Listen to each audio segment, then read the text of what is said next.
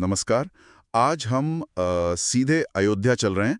सरियों किनारे बसी वो नगरी जहां से कहते हैं राम कथा शुरू हुई।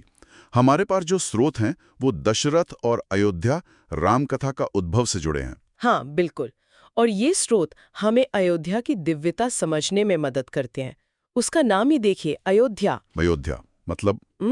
अयोध्या यानी ऐसी नगरी जिससे युद्ध न किया जा सके, जिसे कोई जीत ना पाए। अच्छा, अयोध्या। हाँ, और ये भारत की 7 सबसे पवित्र मोक्ष देने वाली पुरियों में से एक है।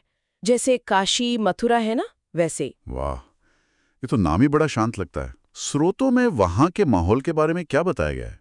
कैसा था वहां का वातावरण? बहुत अद्भुत वर्णन है। ऐसा लगता है जैसे मतलब हवा में वेद मंत्र गूंजते थे, गंधर्वों का संगीत सुनाई देता था, और यज्ञों की पवित्र अग्नि से आप कह सकते हैं पूरा वातावरण शुद्ध रहता था। धर्म, शांति, समृद्धि, इन सब की राजधानी। और इसी भव्य राजधानी के शासक थे महाराज दशरथ। हम्म स्रोत उनके बारे में क्या खास बताते हैं? उनका परिचय? स्रोत बताते हैं कि वो सूर्य वंश के थे, बहुत प्रतापी राजा, इक्ष्वाकु वंश के। इक्ष्वाकु वंश? हाँ, ये तो बहुत प्राचीन और गौरवशाली वंश है, जिसका संबंध सीधे सूर्य देव से मानते हैं। बिल्कुल। और उनका प्रभाव दूर दूर तक था। उनका नाम ही देखिए, दशरथ। हाँ, ये भी कहते हैं कि उनका नाम दशरथ सार्थक था, मतलब 10 दिशाओं में रथ चलाने में समर्थ या युद्ध करने में। सही कहा।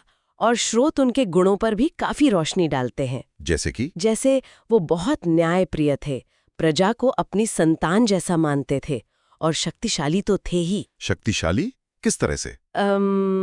यहाँ तक कि जो पुराना देवासुर संग्राम हुआ था ना, देवताओं और असुरों के बीच, उसमें उन्होंने देवताओं की मदद की थी, ऐसा वर्णन है। अच्छा। हाँ, और इसके साथ साथ वो शांत स्वभाव के थे, ऋषियों का बहुत आदर करते थे। और एक गुण जिसका जिक्र बार बार आता है, वचन के पक्के होना। बिल्कुल।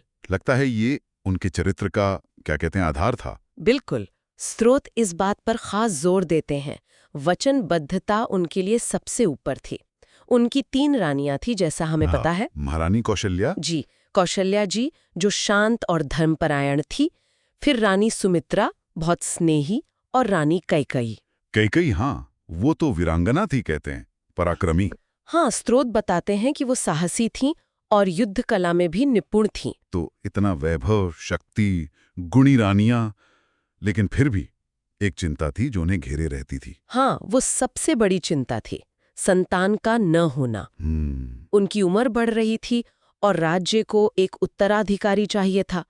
ये सिर्फ एक पिता की इच्छा नहीं थी, ये एक राजा का कर्तव्य भी था असल में। और शायद इसी चिंता ने उन्हें फिर कोई उपाय खोजने पर मजबूर किया होगा। बिल्कुल, यही चिंता उन्हें पहले अपने कुलगुरु वशिष्ठ जी के पास ले गई, और फिर ऋष्यशृंग मुनि के पास। अच्छा। और वहीं से फिर पुत्र की कामना के लिए जो विशेष यज्ञ होता है, पुत्र कामेष्ट यज्ञ, हाँ, उसका रास्ता निकला। तो यहीं से रामकथा की मुख्य धारा शुरू होती है। हाँ, कह सकते हैं कि यहीं से उस महागाथा का बीज पड़ा। तो आज हमने अयोध्या की पवित्रता, उसके नाम का मतलब, राजा दशरथ का प्रभावशाली चरित्र, उनका वंश, उनके गुण, ये सब समझा। और ये भी कि कैसे संतान की इच्छा उन्हें पुत्र कामिष्ट यज्ञ तक ले गई। हाँ, बिल्कुल।